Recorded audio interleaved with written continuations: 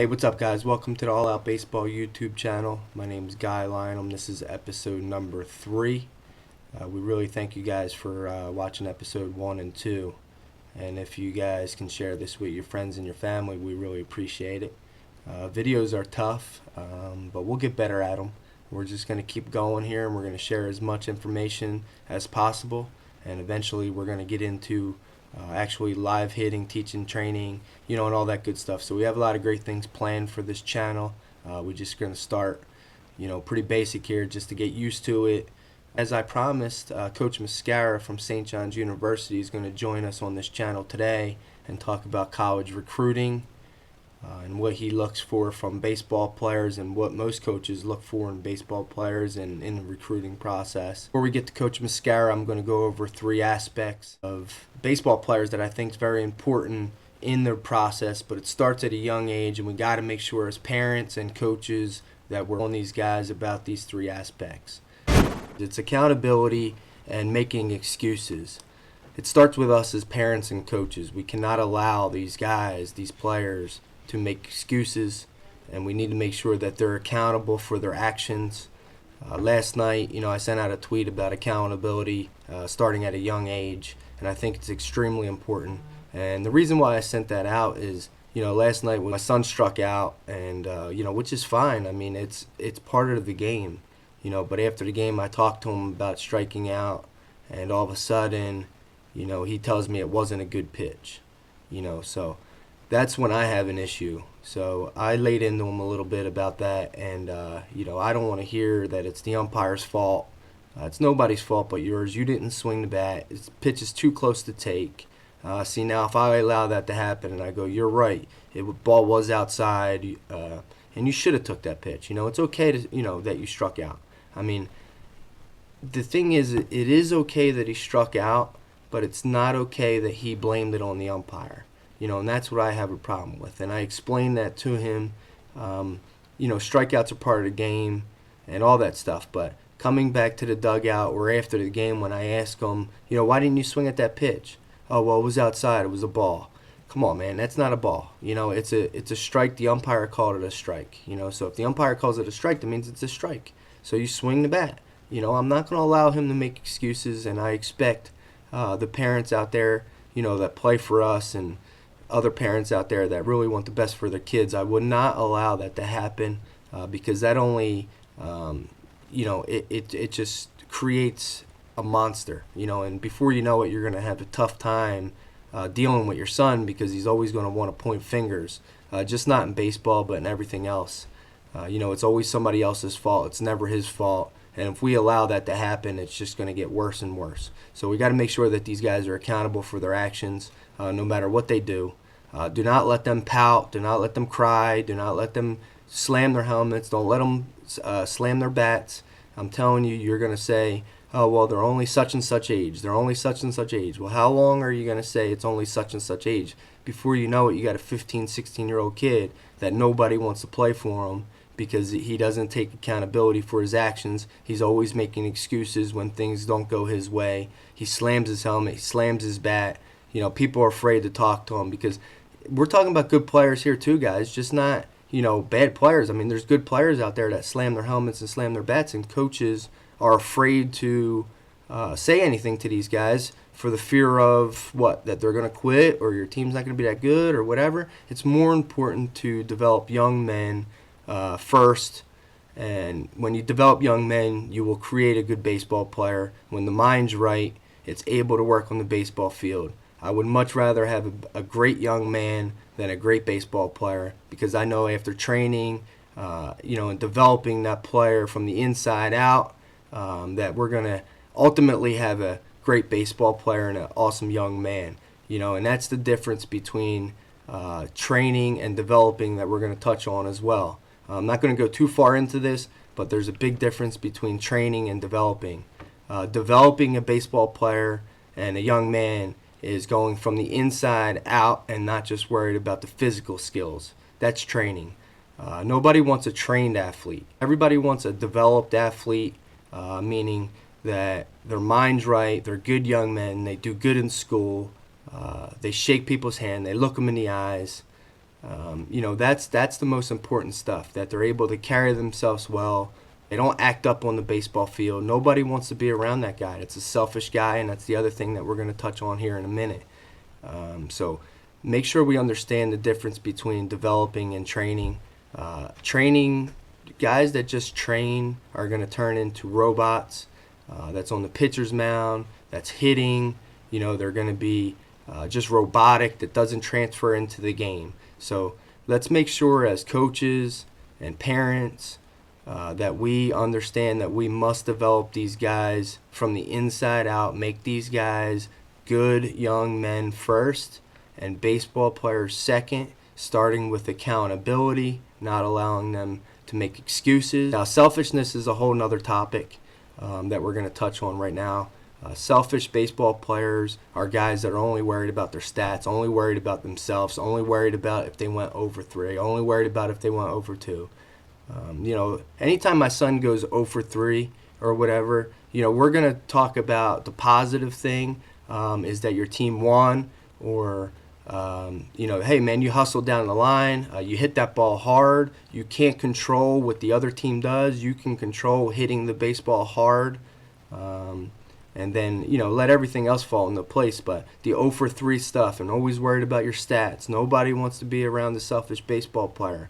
And it starts on the car ride homes, when you're on social media, when you're constantly posting stuff about your own kid and always talking about your own kid and never talking about what your teammates did or his teammates did. These kids are smart. They hear what you're saying. So if it's always about him, he's going to make it always about him. You have to throw in there. I know it's hard, but you got to throw in there how the team played, what the team did, not just the negative stuff when you were pitching. Oh, that kid, the ball went between the legs, or you wouldn't have gave up that run. That's selfishness. I mean, that's part of the game. Your son is only going to be as good as the 8 other players around him, no matter what level he plays at. This is not tennis, and it's not wrestling. It's not a one-on-one sport how good you're doing. It's how good the team is doing and what you can do to help your team win that day. You can create great young men, unselfish players, and guys that are willing to take accountability. We're going to have awesome young men. And with the training that's available today, you put both of them together, and you're going to have one hell of a baseball player. Coming up here, Coach Mascara is going to discuss what he looks at out of baseball players when he goes on recruiting trips. Hi, my name is Corey Mascara. I'm the pitching coach at St. John's University. I'm talking to you guys today because Guy Lynam asked me if I could speak to his players and organization about what I look for in the recruiting process. Simply put, I'm looking for baseball players. I'm looking for guys that are willing to compete and not just be a showcase player. I'm looking for guys that want to make plays, that want to move runners, that want to get hit by a pitch, that want to field their position if they're pitchers, that can hold the running game in check. Guys that are going hard 90s every time down the line.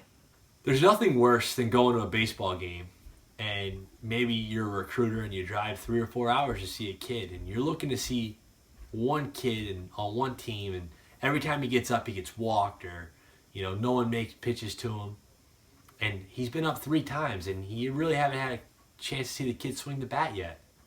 All of a sudden he gets that one chance, he squares the ball up pretty good and he dogs it down to first, and you can't even get a time on him. That's the worst feeling ever. If I go see a kid, I want to know he's going to go hard down the line every time. He's going to go on a hard round. He's going to play all out. Just like your organization is called, All Out. We're looking for guys like that. We're trying to find guys that are going to play at that level. Not only am I trying to find guys that are going to play hard down and go hard down the line, but I want to see guys that are going to work pitches or work pitchers. They're going to work the count. They're going to foul off pitches. They're going to have good takes. They're going to have an approach at the plate. We're looking for those guys. I'm looking for pitchers that aren't just trying to throw everything as hard as they can. I'm looking for guys that have some frame, some arm actions, some projectability, but that can pitch a little bit. That are throwing with angle. That are willing to move the ball in and out. That have some aptitude and feel for a secondary pitch. That hold the running game in check. That are going to go to the plate in 1-2, 1-2-5, 1-3, or better, that have a decent pickoff move. Where are those guys? Those are baseball players. I'm trying to find some. I can't tell you how many times I go to an event or I get an email and I hear from a kid, "Oh, I touched 88 today, coach." How'd you do? Did you win or lose? How many runs did you give up? So many times everybody's quick to tell me how hard they throw, but no one wants to tell me whether they won or lost the game. Where are the winners? Baseball players? Baseball players are winners. I need to find winners. You know, I always hear about why a coach took me out of a game or why they made errors behind me, or, "Hey coach, I touched 89 today, but we lost 4-2 and I gave up 4 unearned runs." Everybody's giving up unearned runs. I want to see the guy who's going to shut the door down and pick somebody up after they make an error. That's a baseball player. I'm trying to find that guy. I'm trying to find a guy that after he commits doesn't shut it down in the classroom. I want a guy that's going to go do his extra work, that's going to do more to try to get more academic money. At St. John's, we give a lot of academic money. Now the way the recruiting process is, it's so early. You have time to get those grades up to get that academic money. I want the kid that's going to commit and not just be a great player, but he's going to be a great person. He's going to be a great student. I don't want to have to call him up all the time and say, "Hey man, you doing your math homework? You studying for the SAT?" That's not a guy I want. So I want a great baseball player, but I want a great person. I want a guy that's not afraid to face adversity. What do I mean by adversity? If he's struggling, if he's struggling on the baseball field, what is he going to do to make that adjustment? Is he going to make excuses? Is he going to give you a million reasons why he can't make that adjustment, or why it's someone else's fault? Or is he going to find a way to get better? I want to find a guy that when I go watch him play, he plays with a bounce in his step. He plays with passion and energy. He looks like he's excited to be there. I want a guy that wants to come to my school. I want a guy that wants to be a part of this. He's not looking for something else. If you get enough guys that have that mentality, you'll have a winner. You'll have a special place, and the memories of that place will be special. I'm not looking for guys that can give me all the reasons why it didn't work out. I'm looking for guys that are going to find the way to make it happen. How do you get to that point? How do you be seen? I think now more and more everyone's trying to go to showcases. Everyone's talking about videos and things like that. I think more and more people need to be worried about how do they make their game better? How do they improve their grades? How do they find the right fit?